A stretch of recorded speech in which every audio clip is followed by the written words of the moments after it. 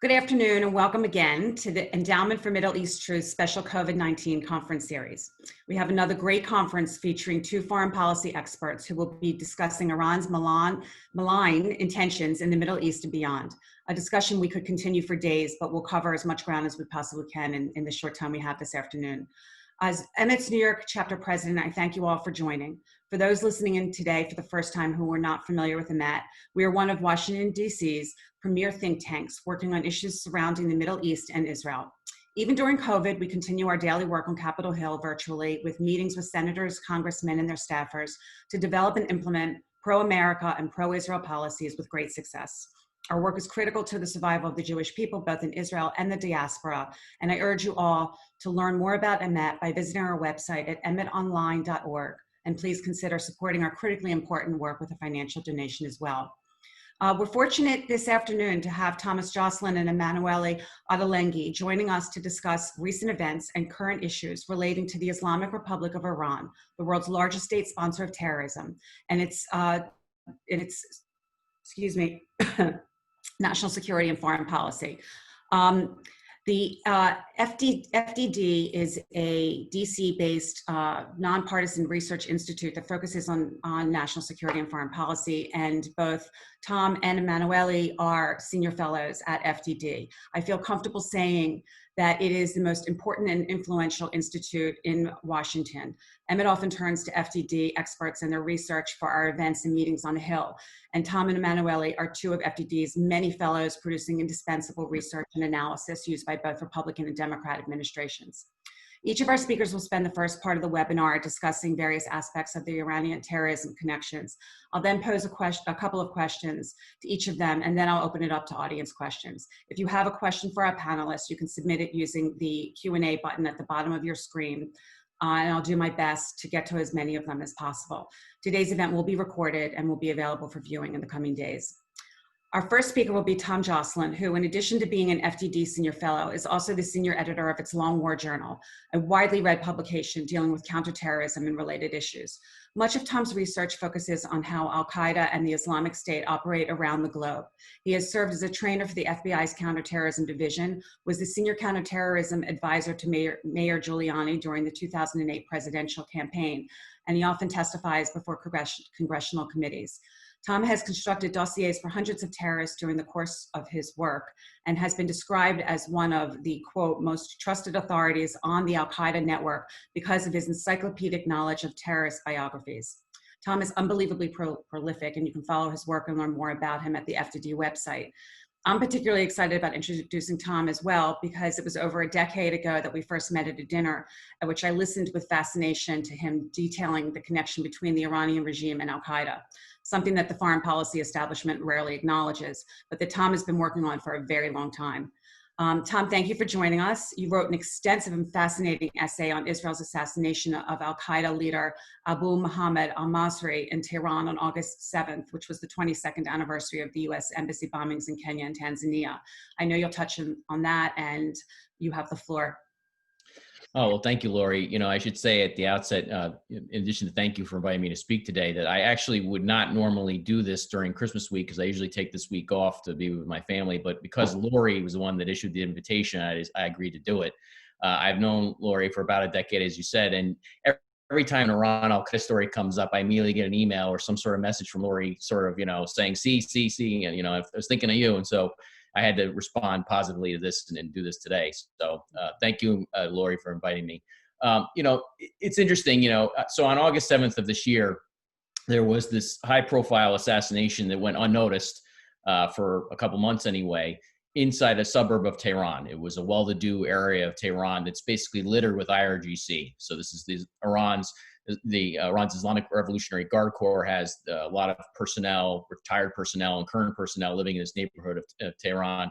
And among the people that are living there are also some senior Al-Qaeda leaders.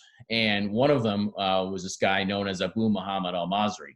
Now, this guy's been wanted by the U.S. government, or had been wanted by the U.S. government since the 1990s because he was implicated in the August 7th, 1998 embassy bombings in Kenya and Tanzania. Now, why is that important? Well, those bombings were actually the most devastating terrorist attacks by Al-Qaeda prior to 9/11. And as I've written and explained, and as you can read the 9/11 Commission report and other official documents, those bombings were directly modeled after Hezbollah's attacks in Lebanon in 1983. So if you remember in 1983, Hezbollah, the proto-Hezbollah, sent suicide bombers to attack the U.S. Marine barracks and the headquarters of French paratroopers. And this was a sort of a simultaneous suicide bombings that were intended to drive Western forces out of Lebanon. They were serving there in a peacekeeping role. And it effectively worked. Basically, the U.S. backed away from its Lebanese mission and sort of was, basically sent home. And a lot of bad actors around the globe looked at that and said, basically America will cut and run if we hit them hard enough. And one of the bad actors who looked at that and said, we need to replicate this was Osama bin Laden. And so Osama bin Laden, years later, about a decade later, when he was living in the Sudan at the time, which was basically, I described Sudan for anyone who's a fellow nerd like myself, who's a fan of Star Wars, is sort of the most icy cantina of bad actors. You had all these bad actors sort of mingling in this sort of the bar scene in the original Star Wars. And they would all cut deals with one another and sort of broker new deals and new relationships. And while Osama bin Laden was there in the early 1990s in the Sudan, what he did was essentially that. He basically used his connections, he used the influence and wealth he had at the time to forge relationships with the Iranian regime and Hezbollah. And as part of that relationship, Iran and Hezbollah agreed to train Al-Qaeda and show them how to conduct attacks such as those twin bombings in Lebanon in the 1980s. And that's where Al-Qaeda got the tactical expertise necessary to then conduct these attacks in 1998 in Kenya and Tanzania. And all this is in the 9/11 Commission report, by the way. It's all been documented by official U.S. government sources. So none of what I'm saying here is sort of out of bounds. It's all part of the official record at this point. But one of the senior Al-Qaeda leaders who was involved in that training and the expertise that they got from Iran and Hezbollah on behalf of Al-Qaeda to carry out those attacks was Abu Muhammad Al-Masri. Now, 22 years later, assassins working for Israel at the behest of the U.S. government finally tracked down Abu Muhammad Al-Masri in a well-to-do suburb of Tehran. Now, this is, I think we're going to talk a little bit about, the networks that Israel has in play inside Tehran and what that means. But it's fascinating to find him there 22 years later under protection of Tehran. It shows you that this is a relationship that, there's an ebb and flow to it, of course. At times, Iran and Al-Qaeda are opposed to one another. At times, their interests conflict. They're not, basically holding hands and singing Kumbaya, my Lord, in the middle of a field somewhere at all times. But they do basically have a convergence of interest, have had a convergence of interest repeatedly since the early 1990s. And so here Abu Muhammad Al-Masri was found in Iran, where he'd been operating freely since 2015. And several other senior Al-Qaeda leaders are operating there to this day. And so obviously the U.S. government under the Trump administration and Secretary of State Pompeo made this basically a priority and said that, this is where a lot of the Al-Qaeda leadership remains today. This is how they're directing the international network, and we need to figure out a way to go get them. And the U.S. didn't have the assets or the ability to go get them inside Tehran. The Israelis did, and do. And it's very interesting how they came up with this capability. And so what you have today now is basically, for the first time in many years, senior Al-Qaeda leadership in Iran has to actually be worried that they are not free, they're not safe. That basically the U.S. and its allies can actually reach out and get them. And so this is a first, because I've documented this for years, as you know, Lori. Al-Qaeda's been operating there with impunity for a long time, and now finally they can actually have something to worry about. But there are other Al-Qaeda leaders there. Now, I should also say this: one of the person who was killed alongside Abu Muhammad Al-Masri was his daughter named Miriam. Now, Miriam was the widow of Hamza bin Laden. Hamza bin Laden was the ideological and biological heir of his father, Osama. Now, in 2017, I convinced the CIA to release basically most of the files recovered in Osama bin Laden's compound. So remember, in May 2011, Navy SEALs go into this compound in Abbottabad, Pakistan, and they raid the compound and they kill Osama bin Laden. Well, what they also did was they scooped up just massive troves of information and media from the floor and from different bookcases, and they stuffed the bags that they brought with them full, and they stuffed so many bags full that they started stuffing the gym bags they found on the floor of this Al-Qaeda house with stuff as well. So they actually were carrying stuff out in Al-Qaeda gym bags, if you can imagine the scene. Well, the stuff that they brought out in these computer hard drives and captured thumb drives and other media included a wedding video for Hamza bin Laden. So Osama had this wedding video for his son Hamza. And now Hamza, of course, is married to Miriam, the daughter of Abu Muhammad Al-Masri. Well, That video was one of the things recovered in his compound that we got the CIA to release in 2017. And immediately upon looking at the video and studying it and reporting on it, it became clear to us that that wedding occurred inside Iran. And in fact, this is not something anybody denies. That's where Hamza was at the time. And subsequently, we learned that, in fact, the wedding took place at 2 locations, one of which was actually controlled by the IRGC. So Hamza at the time, as the heir to Osama, this is very important now, was living in Iran, got married to Miriam, his wife. Subsequently, Hamza is, in fact, killed. In a sort of a counterterrorism operation that's been undisclosed at this point. We're not really sure where or when it occurred, but we're pretty confident he's dead. But his wife carried on. His wife, Miriam, actually, we think, served an operational role for him, was actually responsible for managing his correspondence and helping him in operations, and may have actually been involved in planning terrorism with her father at the time of her death inside Iran on August 7th of this year. So what's interesting, too, I'll say about the Hamza bin Laden wedding video is that there were a lot of other characters in that video that we were able to identify that showed they were in Iran. And living in Iran at the time. One of which is a guy, I won't, Lori knows I'm the nerd who can give you all these names. I won't do that to you. Every time I do that on TV, my mother calls me up and says, nobody can follow what you're saying. Stop, slow down. You're too fat, talk too fast. So anyway, I'll give you one name, which is Muhammad Al-Masri was a guy we identified from the video. Why does that matter? Well, Muhammad Al-Masri is like royalty within Al-Qaeda. His brother was an assassin known as Khalid Al-Masri. Now, if you remember back to the assassination of Anwar Sadat in Egypt in the early 1980s, that was carried out by Khalid Al-Masri. His brother, Muhammad, to this day, is a senior Al-Qaeda figure. And there he was in this wedding video alongside Hamza bin Laden in Iran back circa 2007 or so when the video was recorded. And he eventually made his way elsewhere, but he lived in Iran for a number of years. In any event, that's just one example of going through this video. We could document all these different personnel who were inside Iran.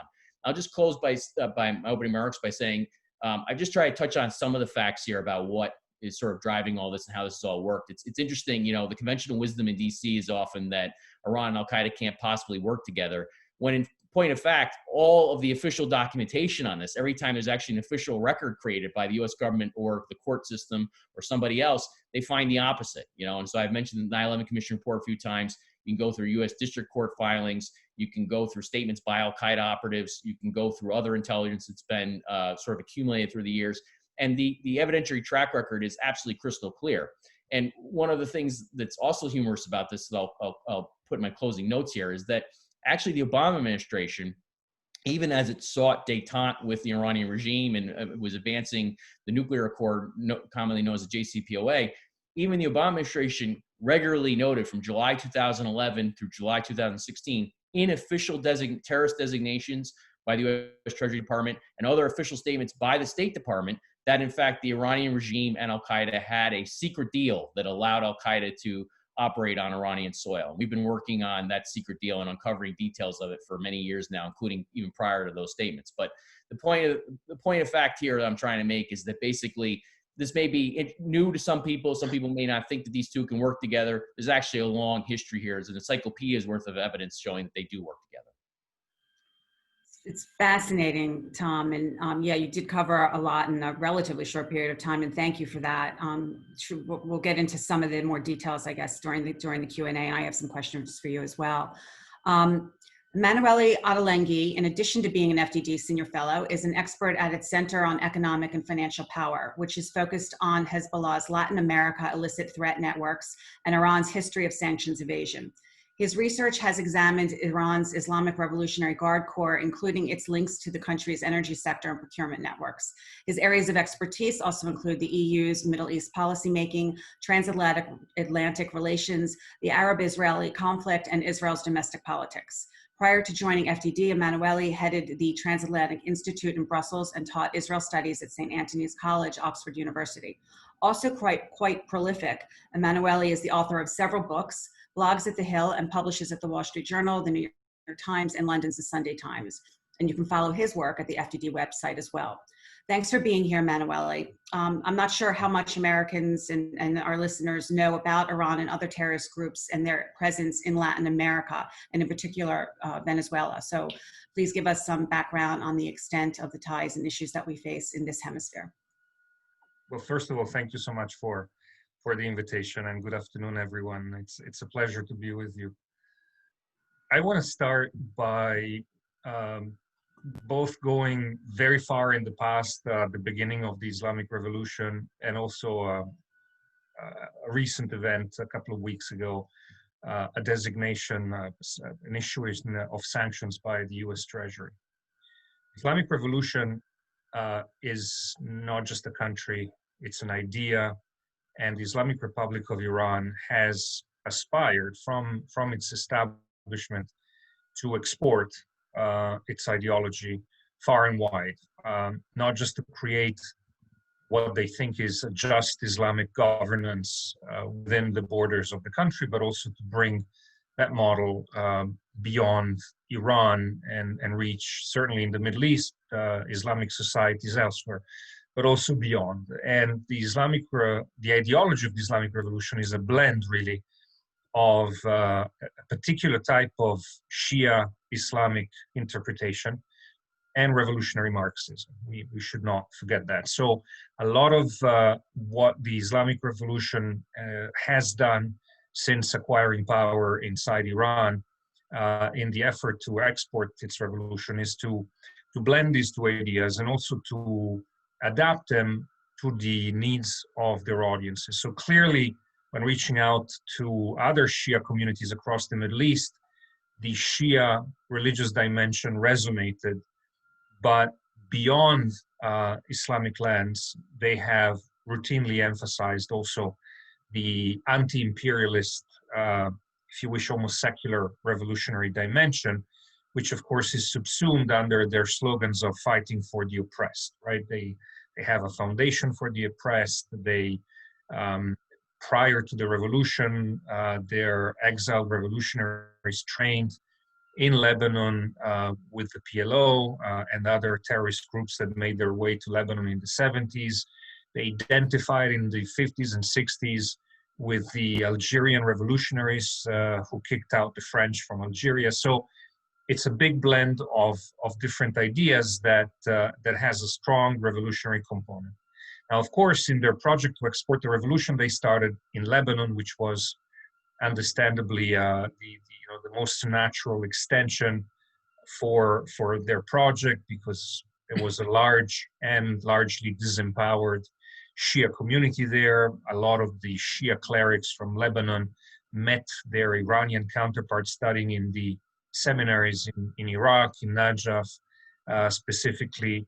There are historic connections between the two communities. And so they started there, and that's how Hezbollah began.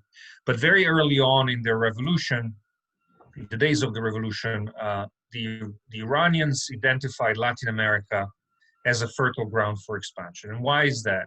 For two reasons. One, of course, America for them is the boogaboo, is the great Satan, is their most implacable foe in the struggle of the oppressed against the oppressors, as their rhetoric goes.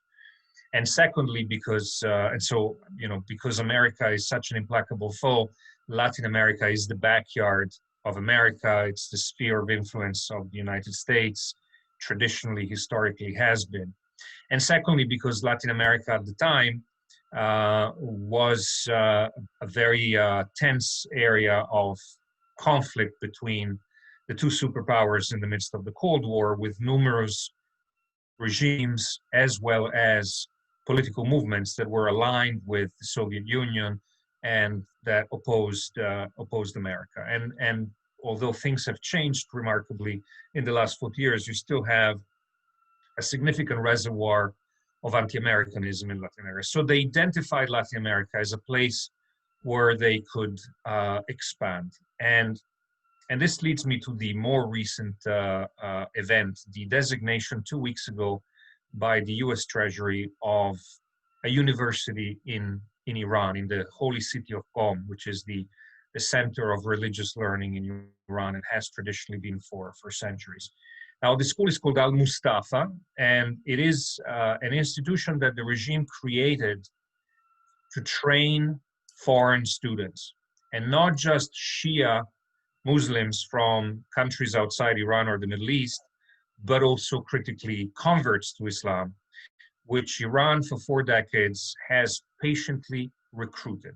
Now, what did Treasury say? Treasury said that this institution is actually a tool of the Iranian Revolutionary Guard's Quds forces to recruit agents and supporters all over the world. Al-Mustafa has branches all over the world, in Europe, in the Middle East, such as in Lebanon. They have a branch in Afghanistan, Kabul.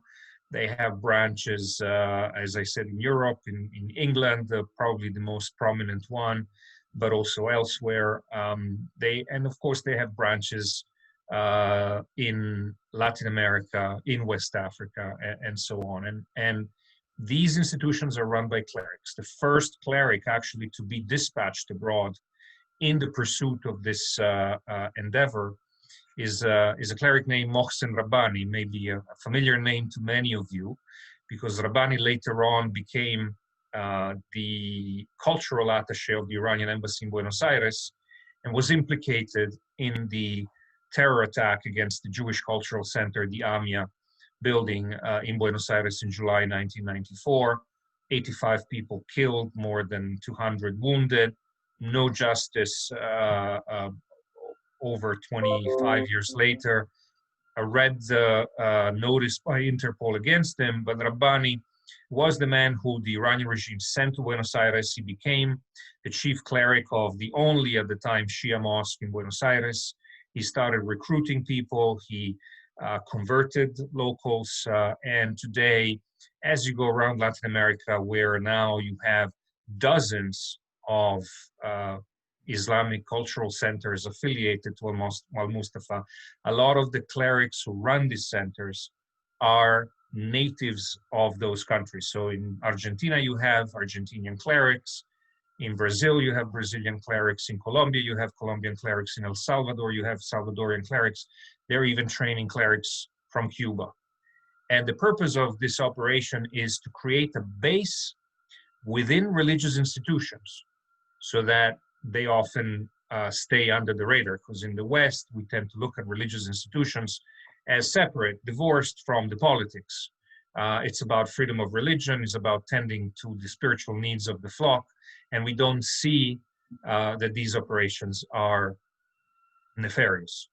But we know from a track record of experience that that is not the case.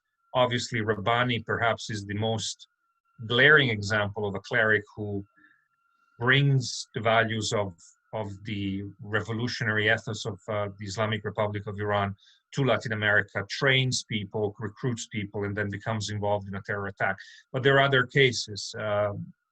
You may recall that a couple of years ago, Iranian diplomats were behind a plot to bomb a Mujahideen Khalq rally in Paris. The Mujahideen are a very well-organized global opposition movement, controversial as well, but they're perhaps the most prominent and visible within the diaspora opposition to the regime. They organized a big rally in Paris in July. The Iranians tried to bomb it. Now, the diplomats were arrested and they made front-page news, but a couple of months later, the French authorities raided an Islamic religious center affiliated with Al-Mustafa in France, shut it down, closed accounts. And this year, German authorities raided a religious center affiliated with Hezbollah in Germany for similar reasons. There was another raid in Albania in 2019, also targeting apparently religious institutions. So the Iranians use these religious institutions to promote their brand, to recruit locals to their cause, to spread their message, and also, where it's possible, to interface with the local authorities. So you move to Latin America, the actual largest of these operations is in Venezuela, because Venezuela, as you know, since the rise to power of Hugo Chavez in 1999, has become the linchpin of Iran's strategy in Latin America. Venezuela is their forward operating base from where they spread their agents across the continent. Venezuela provided the Iranians with genuine Venezuelan passports and new identities. It allows them to operate freely, and it increasingly depends on Iranian largesse to manage its mounting economic and humanitarian crisis. Iran is sending super tankers with gasoline to help Venezuela confront its fuel crisis. Iran sent technicians with an airlift back in the summer, first in the spring and then in the summer, to provide technology and assistance to jumpstart one of their largest refineries. And of course, Iran gets benefits out of this relationship because Venezuela allows Iran to evade sanctions through the Venezuelan economy, and Venezuela is paying off the Iranians for their assistance by providing gold, which for the Iranians under sanctions is essential. Venezuela plays another role, of course, because as many of you know, Venezuela is a critical transit country for the drug trade. And this is where Hezbollah comes in, because while the Iranians have established these bridgeheads all across Latin America through their religious centers, the vast majority of Shia communities in Latin America, as well as in West Africa, are members of the Lebanese diaspora. And so to reach out to these diasporas, keep them loyal to the cause, recruit them to support the efforts of the regime and its proxies, Iran has delegated Hezbollah to do the heavy lifting in most cases, not for a variety of reasons. These are Arabic speakers, not Persian speakers. There are strong bonds of family ties and clan ties and so on. And these communities have been recruited in order to support what Hezbollah does best abroad, aside from planning terror attacks, of course, which is fundraise. And because Hezbollah's budget has dramatically mushroomed since the Second Lebanon War in 2006, and it is increasingly in need of self-fund, it cannot rely entirely on Iranian largesse, Hezbollah has shifted its operations increasingly overseas to becoming a service providers to organized crime. And these communities are crucial in this operation because the businesses that these members of these communities run increasingly have been drafted to the purpose of money laundering proceeds of organized crime sales, such as, in the case of Latin America, the trade of cocaine. So whenever cocaine washes up in the United States or Europe, you can be sure that a large part of that has been handled by Hezbollah networks, has been moved by Hezbollah proxies, and the revenue generated from the sales of that cocaine is then laundered through Lebanese-controlled businesses back to the cartels minus a commission. So that's what Iran is doing. And in order, of course, to keep these people loyal and involved, I mean, it's a mixture because when you look at these networks, sometimes you do find that the people involved are not Shia. They may be Lebanese, but they're Sunni or Christians or Druze. In some cases, you even find people who are neither Muslim nor Lebanese. So there is certainly a component of money and greed. But to a large extent, and this brings us back to Iran, the loyalty is maintained through the generations by the building of an infrastructure that it's a miniature South Lebanon in these communities. Schools, mosques, clerics, youth movements, scouts movements that are all designed to maintain a strong bond of loyalty and indoctrination of the new generations. And so even as time goes by, a lot of these communities have been in South America for 2 or 3 generations. You discover that their youth, or some members of their youth, have gone back to Lebanon to join Hezbollah and fight in Syria in the past decade. You discover that there are intimate ties and bonds between the families of fallen Hezbollah militiamen who are memorialized in Latin America. They organize Quds Day demonstrations in places such as Sao Paulo in Brazil or Buenos Aires, Argentina. In other words, they're fully mobilized around the ideology that Iran exports. And therefore, they have become extremely helpful and instrumental in sustaining both Iran's ideological penetration of these regions and Hezbollah's illicit fundraising activities.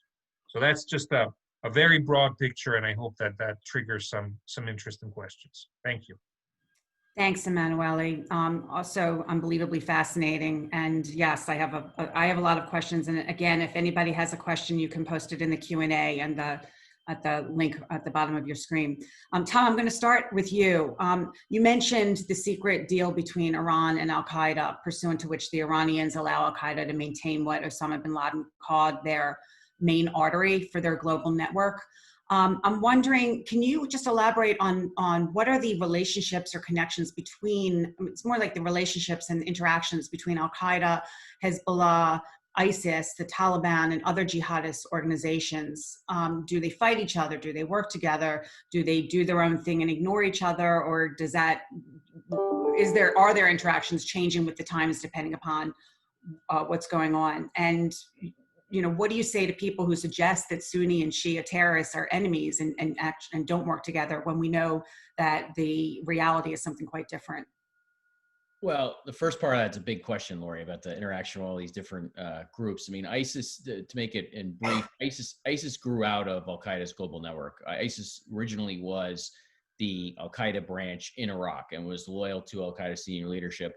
And over time, the way I've always described this is that basically, at the time, Ayman al-Zawahiri was sort of the Don of the Al-Qaeda mafia, and Abu Bakr al-Baghdadi was a captain in the mafia. And Abu Bakr al-Baghdadi decided he didn't want to be a captain anymore. He wanted to be the Don. And so basically he expanded what was proto-ISIS out of Iraq into Syria and then declared a caliphate and basically said that all Muslims and all jihadis owed loyalty to him. And obviously that didn't work out so well for him in the long run. But that was basically what he did. And it sort of it birthed a rivalry between ISIS and Al-Qaeda that still exists to this day. They're still fighting in various different places, sort of this intra-jihadi rivalry. However, the situation is different in different geographic theaters depending on where you go. But Al-Qaeda and the Taliban remain closely allied to this day. There's no evidence the Taliban has turned on Al-Qaeda at all, despite what you may read from some people. And of course, that's sort of depressing given that we're here in 2020 and the U.S. is going to be presumably leaving Afghanistan. And the central reason why the U.S. went into Afghanistan in the first place remains unfinished business, basically. So I don't think, unfortunately, I don't want to get off on that tangent, but I don't think the U.S. is going to get that right anytime soon, unfortunately.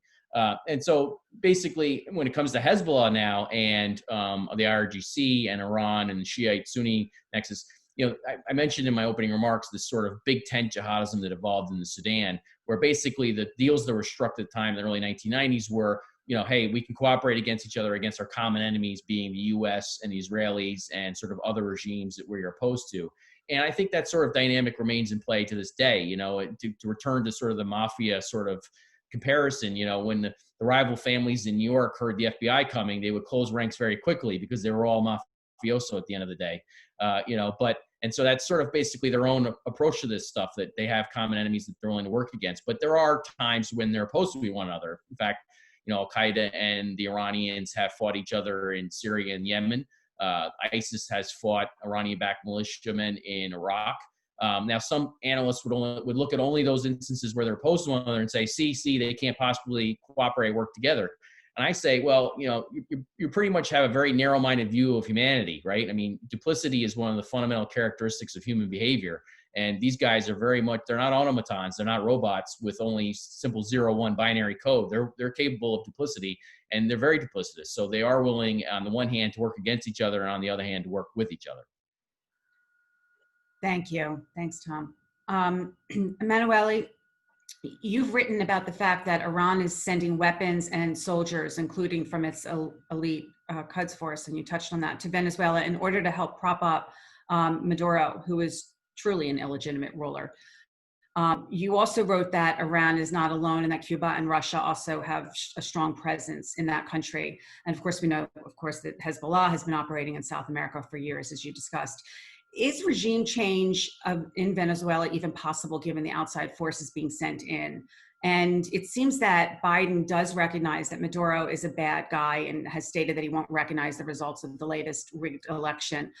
But how can Biden play tough with Venezuela while reaching out to Iran and possibly easing up on the Trump administration sanctions against Iran, given the nature of that relationship between Iran and Venezuela?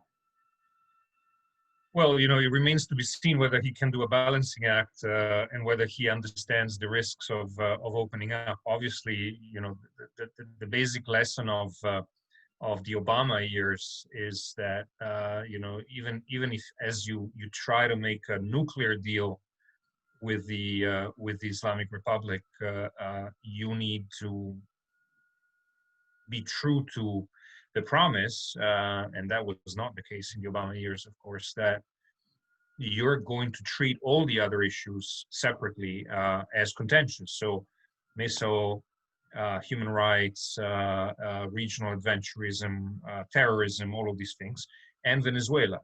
So it's clear to me that if the Biden administration decides that they want to rejoin the JCPOA or JCPOA 2.0, they need to, if they want to be successful, they need to recognize that they can't make concessions on Hezbollah, on Venezuela, and other issues that are not strictly related to the nuclear file. And again, sort of the issue of Venezuela to me is very explanatory, because this is not just about Iran's influence in a corner of Latin America and using Venezuela as a forward operating base, both for their propaganda, expansion, and other nefarious activities. In Venezuela is by far, the largest refugee crisis that the Western Hemisphere has ever experienced. It's comparable to the Balkan tragedy in former Yugoslavia of the 1990s. It's approaching the size of a Syria crisis.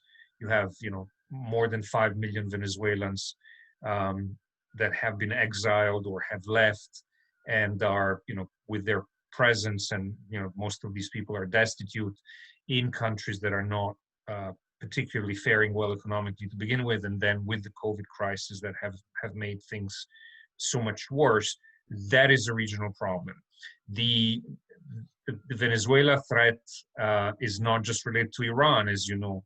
You mentioned Cuba, you mentioned the Russians, you mentioned China. It is a foothold for all of these nefarious actors who are challenging America's influence, and are also challenging the values that America stands for. When the Chinese come to the region to buy primary resources and to build projects to buy influence, infrastructure projects, they're not promoting transparency, good governance, human rights, the rule of law, the respect for the environment, all the things we stand for. And in the process, they're contributing to damaging and destroying the region. So I think that it's very important that the Biden administration does not make a concession there. It makes it clear that whatever the way Venezuela sanctions can be phased out in exchange for a transition to democracy, it has to be predicated on two principles. One, that Maduro and his inner circle have to go. Now, they don't necessarily have to go to jail and face an international criminal court. They can go and spend the rest of their days in Belarus or in Russia or somewhere, but they have to go. That's one. And two, that all of the terrible investments that Russia and China and Iran and Turkey and others in Cuba made in Venezuela and its economy to prop up this regime is money lost.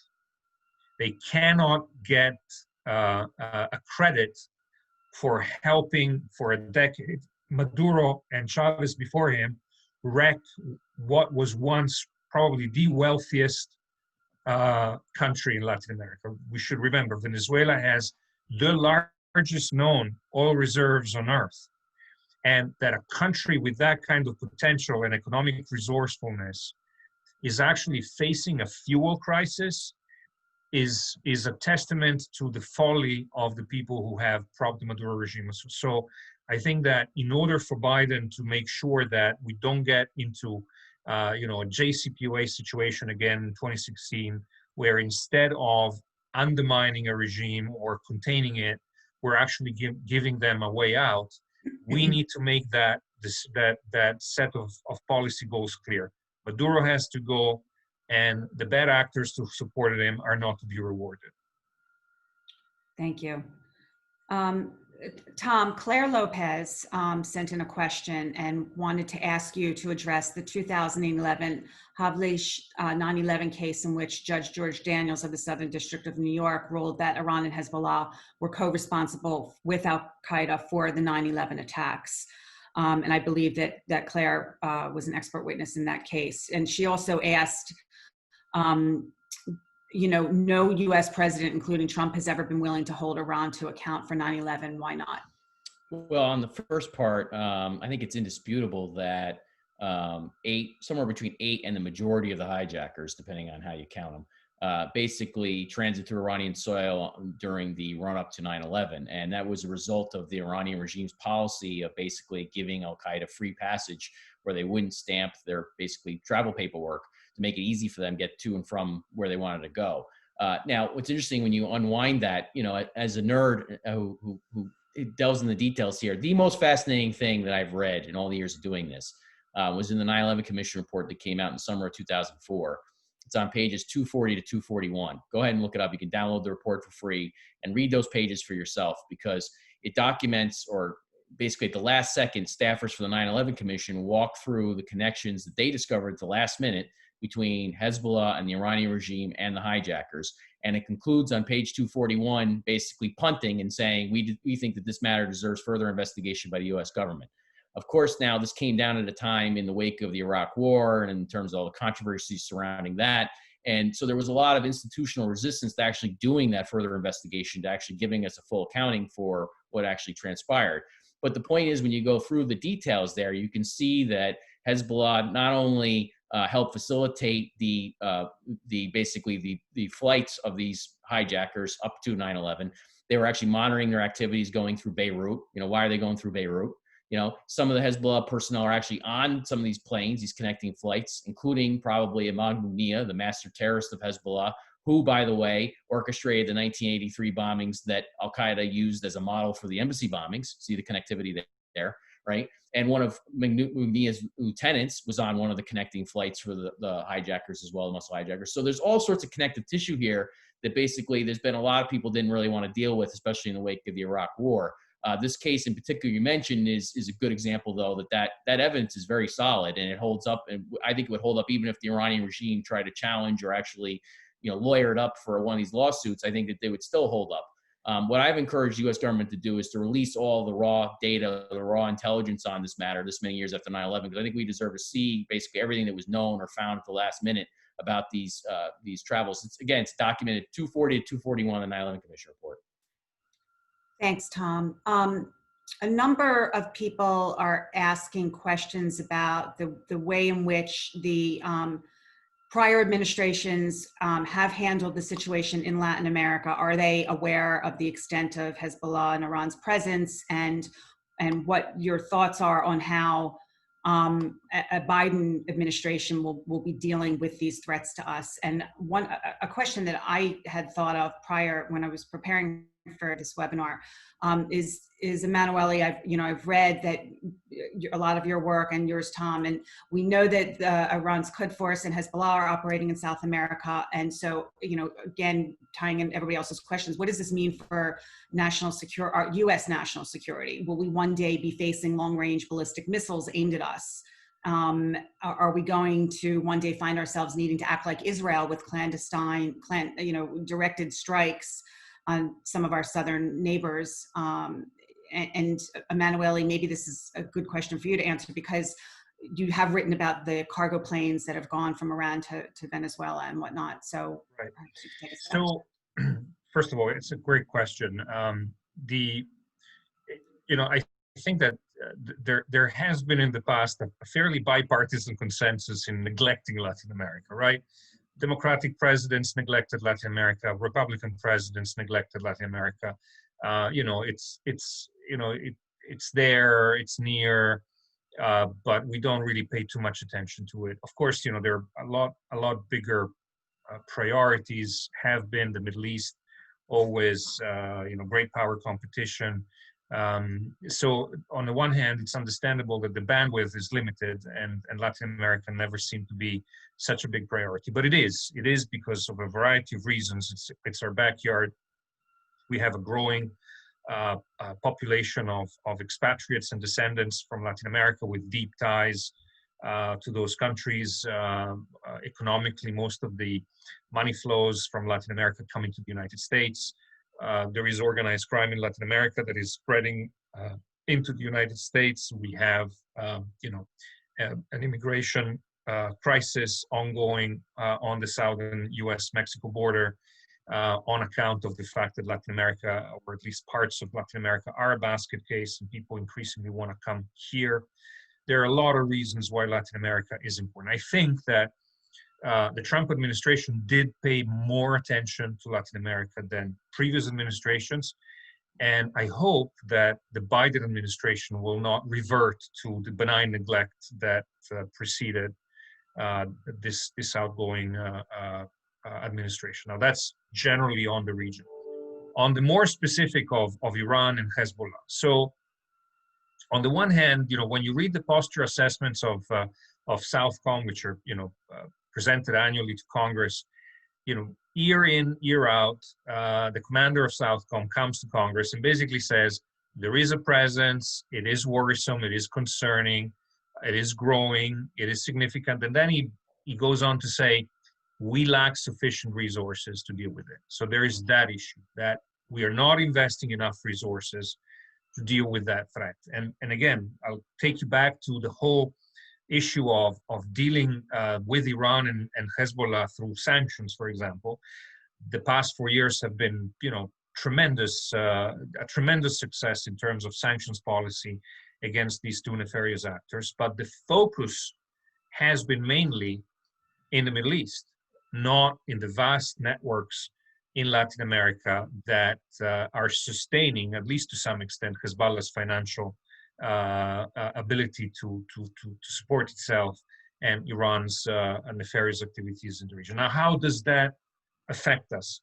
Now, the possibility that the Iranians will further deploy, increase qualitatively their deployment in Venezuela, ask for Venezuela to sort of act a little bit like Cuba in the Cuban Missile Crisis, has always been a concern, a possibility. But here's where we know that they constitute a real and present danger from recent cases. And I want to mention one case in particular. In 2017, DEA arrests two US Lebanese dual citizens in the US.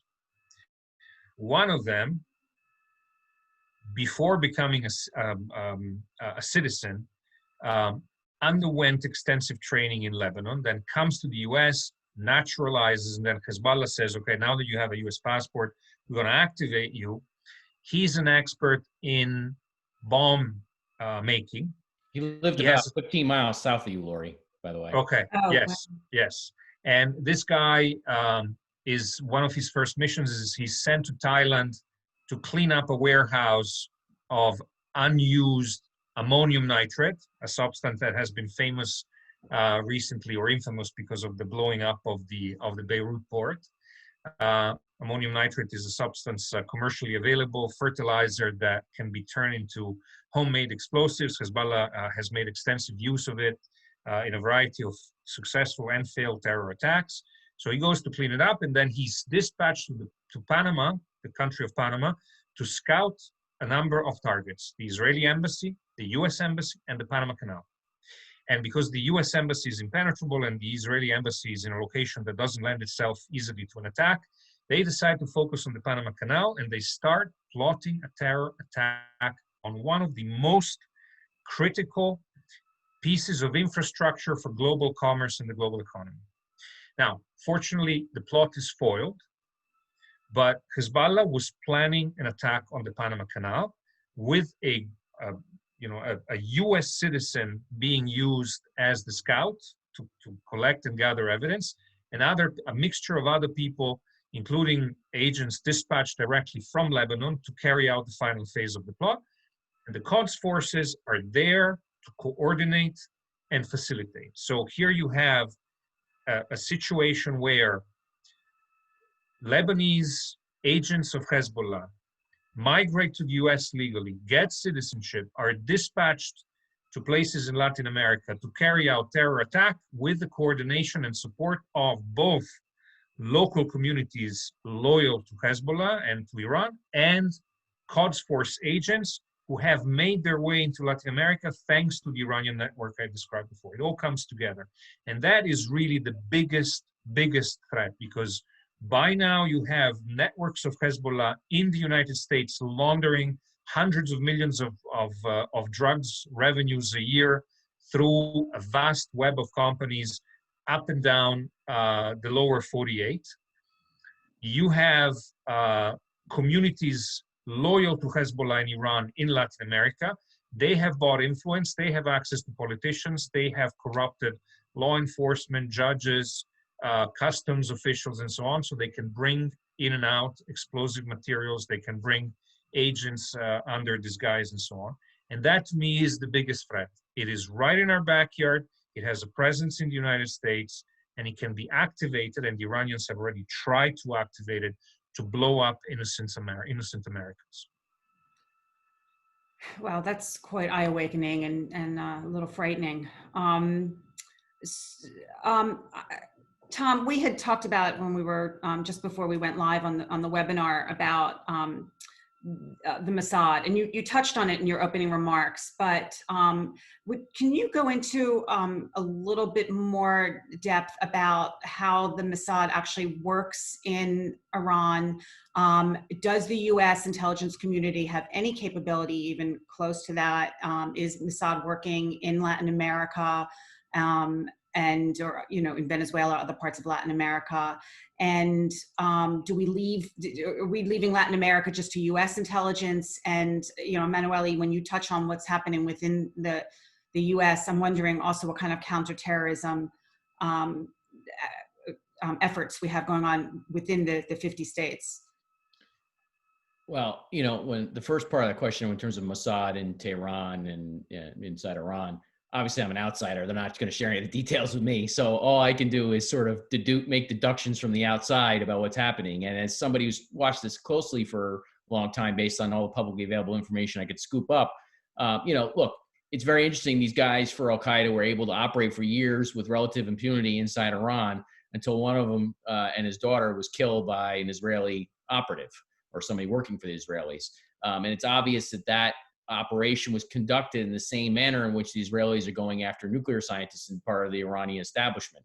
A couple deductions I can make by that. One, the fact that the Israelis had to do it means probably the U.S. doesn't have that capacity to do it, because if the U.S. could, they probably would have.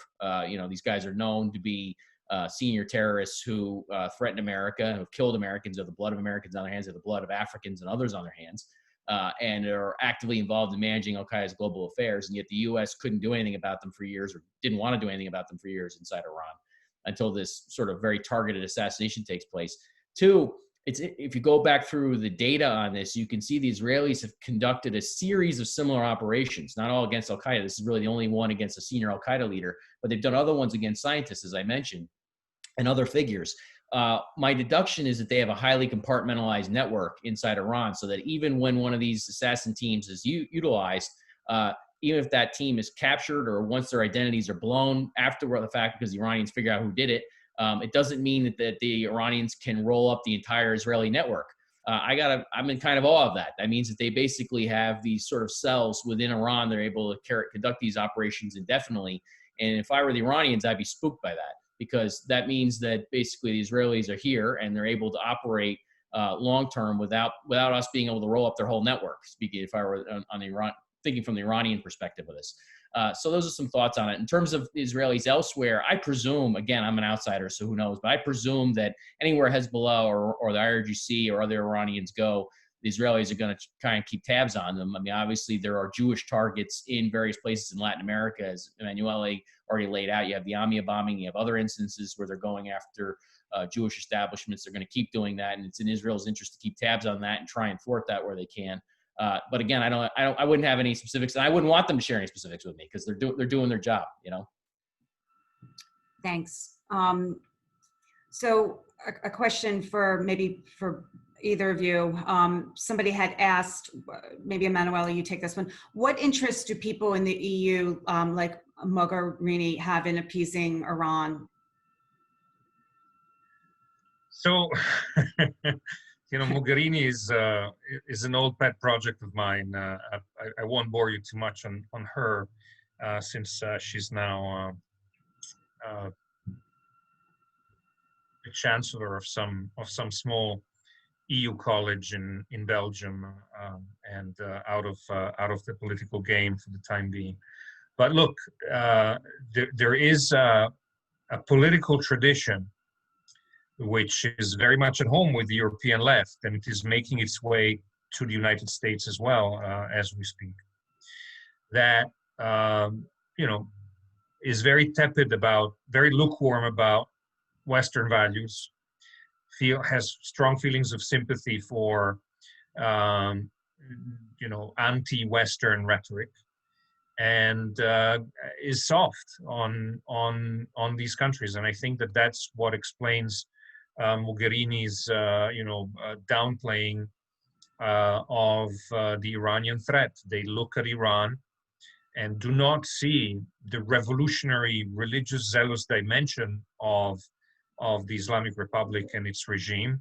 They view the country as a pragmatic, middle of the road power that has legitimate ambitions.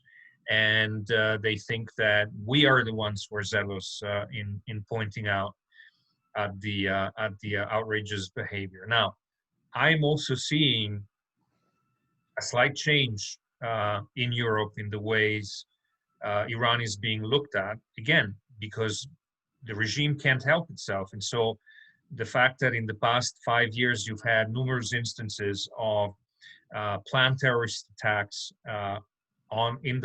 inside the European Union against civilian targets such as opposition, killing of dissidents, where these plots were either foiled or exposed, where it became obvious that both religious authorities such as the Islamic centers and Iranian diplomats were orchestrating these attacks, I think is causing people to pause and revisit. Then you have the issue of of Tehran's policy of hostage taking, with all of these multiple dual nationals, Iranian, British Iranian, Swedish Iranian, Dutch Iranian, and so on, which obviously is not something that started yesterday.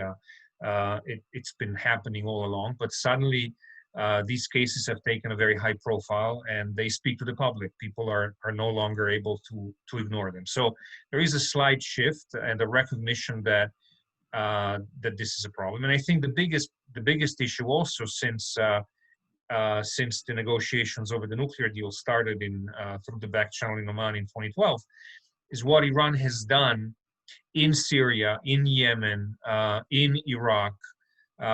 These are all things that have very significantly and directly, closely affected European societies. Europe has been flooded with refugees running away from the Syrian-Iranian ethnic cleansing of Sunni Syria.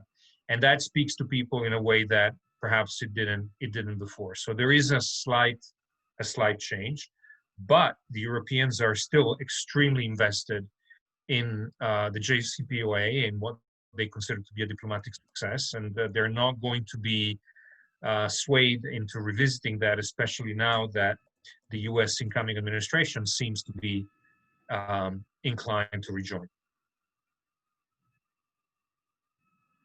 By the way, on the Mossad question, I strongly recommend watching the Apple TV production Tehran. That should give you some answers. Oh, excellent. That's actually on my list, so I appreciate that. I'm not sure if everybody can hear me. Sarah, okay, thank you. So I'm sorry, I lost my connection briefly. We have a number of questions still in the queue, but it is just about 2 o'clock. And so I wanted to just take this last minute to thank Tom and Emanuele tremendously for taking this hour. And Tom, I know you said that you don't typically do this during Christmas. And I know that both of you have your kids home with online learning. So I really greatly appreciate this. Amit, as I mentioned earlier in my introduction, really values the work that all of the people at FDD do. And I particularly have a fondness for each of you and the work that I followed over at least the past decade, if not more. So thank you for joining us today. And everybody should check out the fdd.org website and the work that Tom and Emanuele do. And I look forward to learning more from the two of you in the coming years. So thank you again. I wish everybody happy holidays, and we'll see you at the next event. Thank you.